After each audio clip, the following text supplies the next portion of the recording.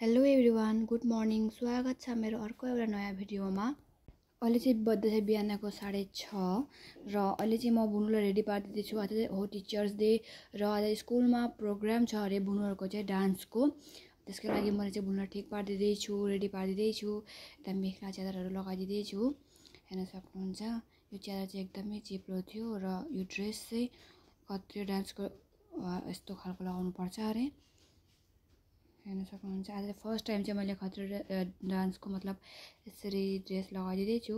नेपाली एसएमएसहरू त लगाइदिएकै थिएँ पहिला पनि प्रोग्रामहरूमा, र यसपालि फर्स्ट चाहिँ मैले यो खत्रा डान्सको ड्रेस सब चाहिँ मतलब ठिक पारिदिँदैछु बुनुलाई। के कस्तो हुन्छ हेर्नु होला र कमेन्ट गरेर भन्नु होला जे यो ड्रेसअप चाहिँ भयो कि भएन र कस्तो देखिएको छ बुनुलाई भनेर। अरू बेला पनि स्कुलमा केही प्रोग्रामहरू हुँदाखेरि चाहिँ बुनुलाई म नै रेडी पारिदिन्छु। अनि एउटा कुरो गाइज, जहिले पनि म भिडियो एडिट गर्न बस्छु तब चाहिँ एकदम ब्याकग्राउन्डमा केही न केही आवाज साउन्ड आइ नै रहेको हुन्छ। हाम्रो घर चाहिँ बाटाको छेउमै छ र त्यसको लागि गाडी घोडाको आवाजहरू पनि आइरहेको हुन्छ। अनि ग्रिलको दोकान पनि छेउमै छ, त्यसको लागि ड्रिलिङहरू पनि भइरहेको हुन्छ, त्यसको आवाजहरू पनि एकदमै आइरहेको हुन्छ। हामीले चाहिँ आमाले र मैले चाहिँ अहिले बुनुको ड्रेस चाहिँ लगाइदिइसक्यौँ। अनि अहिले चाहिँ म अब कपालको स्टाइल चाहिँ गरिदिँदैछु। खोपो पार्नुपर्छ अरे। अहिले चाहिँ म बुनुको खोपो पार्न आँटेकी छु, हेर्न सक्नुहुन्छ।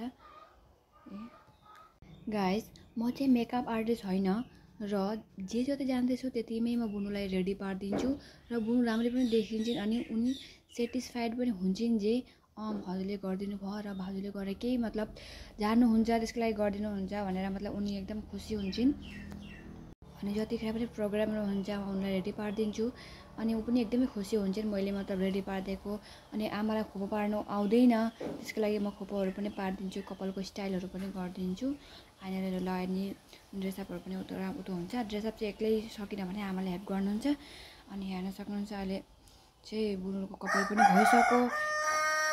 अब कपाल चाहिँ भइसकेर अहिले चाहिँ छ मेकअप फेसको।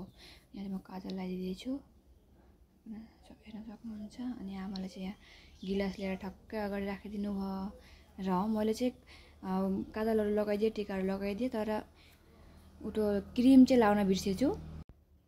आमाले चाहिँ भन्दै हुनुहुन्थ्यो जे बुनुको फेसमा किन ग्लो आएन भनेर, र मैले क्रिम लाउन बिर्सेको रहेछु हतारमा। बुनुको मतलब टमटममा जान्छ नि त, टमटम पनि आइपुग्छ भनेर फटाफट चाहिँ हामी 7:30 चाहिँ टमटम आइपुग्नुहुन्छ, त्यसको लागि हामी फटाफट गर्दै थियौँ।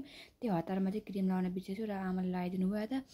अनि इयरिङ्स चाहिँ मतलब गोल्डको लागि थिइन्, त्यसको माथिबाटै अब अर्को जुन डान्सको थियो त्यो पनि लान आँटेको थिइन्, तर भएन, कान दुखो, त्यसको लागि खोलिदिनु भयो आमाले चाहिँ। यहाँ सक्नुहुन्छ अहिले चाहिँ म आइनार लगाइदिँदैछु। अनि आमाले चाहिँ पिन्चोहरू के भएको छैन सबै हेर्दै हुनुहुन्थ्यो मजाले। अनि यहाँ चाहिँ त्यो ब्लासरहरू लगाइदिँदै थिएँ म।